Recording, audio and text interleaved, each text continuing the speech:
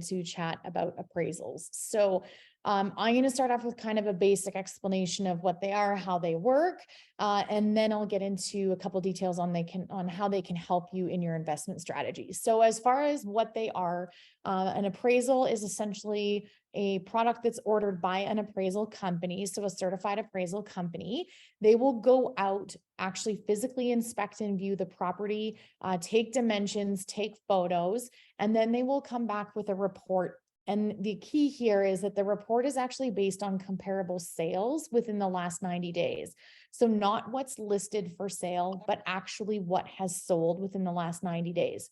Now they try and stay within the area, the subdivision in which the property that we're appraising is in. However, they will venture outside of that if there's not a ton of comparables, or if they're finding that the properties sold aren't comparable. There will be adjustments for things like if your property has a garage, but the comparable doesn't. If your property has 4 bathrooms, but the other property has 3. So they'll take a lot into consideration. They're certified appraisers. Us specifically, me specifically, I have a certain appraisal company I really like to use. I have a fabulous relationship with them. And that can also help sometimes when we're trying to, get the most value out of a property. So in a gist, that's kind of what an appraisal is. The appraisal is meant to determine the value. So that value is what the banks will use when we're obtaining financing. So let's say, for example, you were to want to refinance your home and you say to me, okay, Danielle, I think my property is worth $600,000. Well, we would send the refinancing, get it approved. Once approved, we would order the appraisal. If the appraiser goes out and does the appraisal and sends the report back in, and the appraisal came back instead of at, 600,000, it came back at 700,000 or 800,000 or 400,000 or 500,000. That's what the lender is going to use when they're determining what you can borrow. So not what you tell me your value of your home is, or not even what you put on the offer if you're purchasing a home. It's what the appraised value comes back at. Now, in Canada, when we are refinancing, which is part of the BRRRR strategy, the most that you can borrow is 80% of your property value. So sometimes this can be a bit confusing. People sometimes think, okay, if my house is worth 500,000 and I owe 350,000, I can refinance to 500,000 and take $150,000 out. But that's not how it works. That property that's worth 500,000, we can borrow up to 80% of that, which gives us 400,000. If you owe 350,000, that means you get $50,000 out of that property, not $150,000. So just keeping that in mind when we're talking about refinancing, we can only refinance to 80% of the value. Now, for somebody in the BRRRR strategy, where this is critical is once you do the buy and the renovate, we want to do the refinance.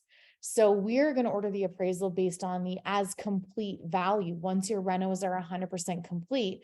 So let's say you bought the place for 400, you put $50,000 of renovation costs in, and it appraises at 600,000. Well, we're going to be able to borrow 80% of the 600,000. So we get to go off the value once the renovations are complete. So this is how a lot of people will access equity, pull out that money that they're sitting on in the property, and then they'll use that as the down payment on the next property. Now, for those of you who already own a property currently, what we're doing a lot of right now is, because property values are still high, we're refinancing our properties and we're taking that equity and we're setting it aside. Like Tim and Azad said, there's not a ton of inventory out there for investors, but that doesn't mean that you shouldn't be refinancing right now, because taking that equity out while property values are high is going to give you the most amount of cash in your pocket. You can turn around and you can sit on that money. You can put it into a GIC. You can put it into an investment. You can earn some interest on it while you're house hunting for that next property. But then as soon as you are ready to purchase that property and you find the property you want to purchase, now you've already completed the refinance and you're sitting on those funds and they're readily available for you to give that deposit and to give that down payment. Refinancing itself can take up to 3 weeks. So typically that's why we like to refinance prior to house hunting. Then you know what the appraised value is. You know exactly how much equity you're getting out and what's being deposited into your bank account. So then that can help you decide how much you have for down payment on that next purchase. The refinance is really critical. It is part of an investment plan. For any of you that are looking to invest who maybe already own a property, refinancing can be tough once you own multiple properties because of the way the lenders calculate rental income and debt ratios when we're doing a mortgage. So I always encourage people to access the equity in their current properties if we can, prior to continuing on that investment journey and purchasing multiple properties. Because once we get further down the line, let's say a property, it becomes a little bit tougher to go back and refinance that first or second property. So there is a process. We like to kind of get in early when we're refinancing if possible. The other thing to really think about, and I know we're talking about appraisals as well, but when we're doing the refinance, you really want to set that financing up in the right way. If you're doing a BRRRR strategy, which is what Tim and Azad are going to talk about, you want to be getting a mortgage that allows you to do the refinance portion. We don't want to be going to a small trust company in this case that doesn't offer a second mortgage product, or where we're going to have a really high penalty if we take a 5, a 7, a 10-year fixed rate. So we also really want to focus on the strategy of the financing aspect, because if we don't, you could have huge penalties that really eat into a lot of that equity when we do the refinance. So setting it up is really, really critical. As far as the appraisal itself goes, typically they're about 3 to 5 business days to get one back. For any of you that have financed before, you'll know, please do not order your own appraisal.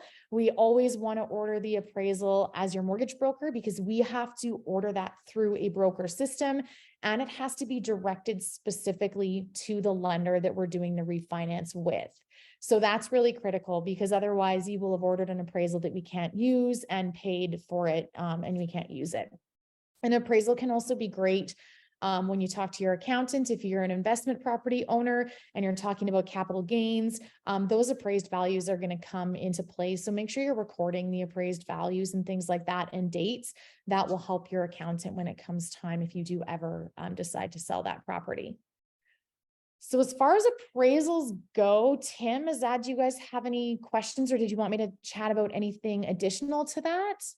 No, I think one thing we could chat about is putting up that appraisal. So just for people out there that are getting appraisal, you have to make sure your house is spotless, it's in good order, it looks like a show home. You really want to go out of your way to do that. I mean, we've bumped up appraisals just because of cleanliness, and we max out on whatever price point we could find in that building or in that community.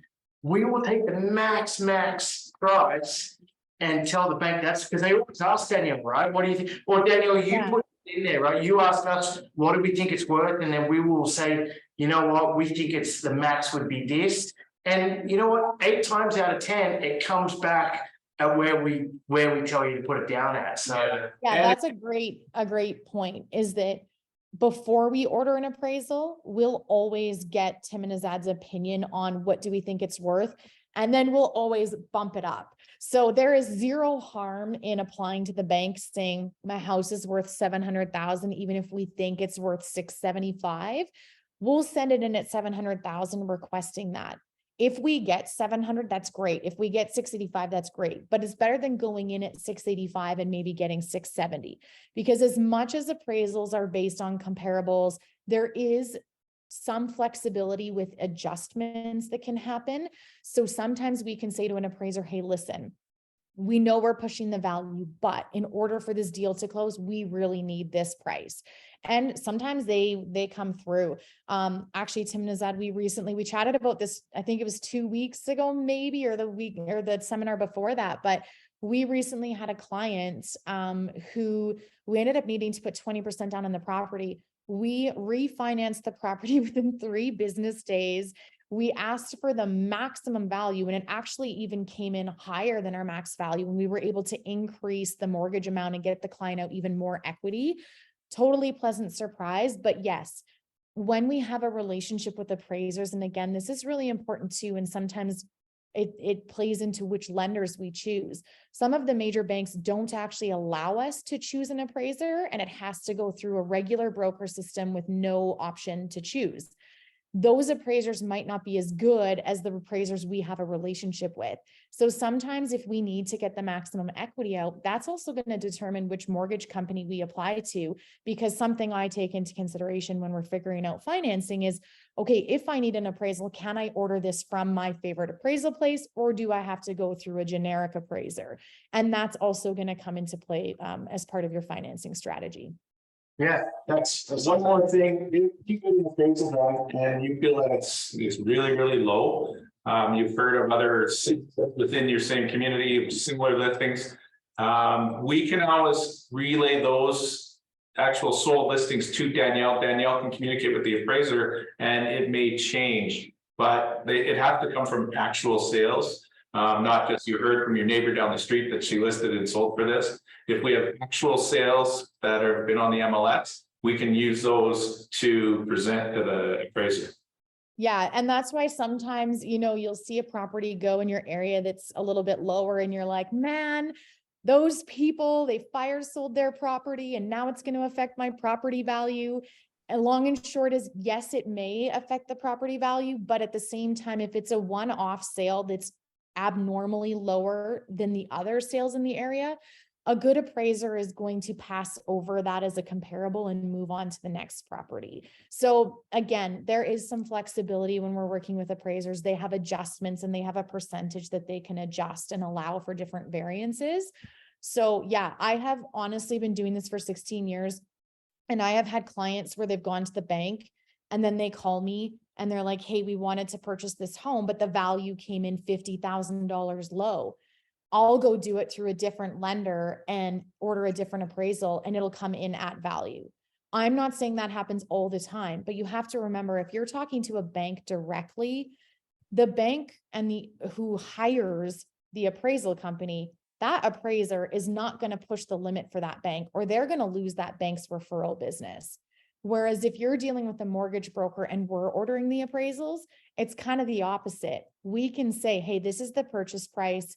Here's the MLS listing. This is why we think it's the value. And those appraisers, while they technically don't work for us, we are the ones sending them their business. So we can oftentimes get, a higher value out of an appraisal than a bank can, because a bank wants to be conservative and they want to protect their interest and they don't want to over lend on a property, because in the event that something happens and property values come down, they don't want to be more than 80% of that property value. So they'll tend to be more conservative. So if you are having issues with an appraised value or something like that, you can absolutely reach out for a second opinion. awesome. Awesome. Well, thank you so much, Danielle. Danielle's contact details will be up on the screen. If you need to get hold of her, just send her an email, give her a buzz, send her a text. But we really felt the need that everyone has to understand the appraisal process, because it's such a huge part to everyone's investment gain, especially if you want to buy multiple properties, if you're doing the BRRRR, if you're not doing the renovation aspect to it. The referral, the refinance piece is key to you scaling your investment property portfolio, because that equity, while you're comfortable in your comfort zone, we have to stress this, you have to be in your comfort zone, because I think Tim and I, back in the early days, we took this way too far, Tim, refinancing, buying. But you know what? We did what we did. So you have to stick to your comfort zone on how much equity to debt ratio you have. But if you're young and you're just starting off, you know what, you should be refinancing up to that 80%, getting it out, using that money for, the splurge on something, but at the same time, then go buy another property. I mean, we detailed that in our book, Fearless Real Estate. That equity, it's tax-free. So we need to stress that to everybody out there. The time it takes you to save up that money, first of all, Tim, I mean, we've seen everyone that we bought last year earn up to $100,000 on their properties. Now they're all in a position coming up to refinance if they want to and go again. So it is a very important piece to scaling your real estate. Yeah, and it works great. It segues right into our seminar with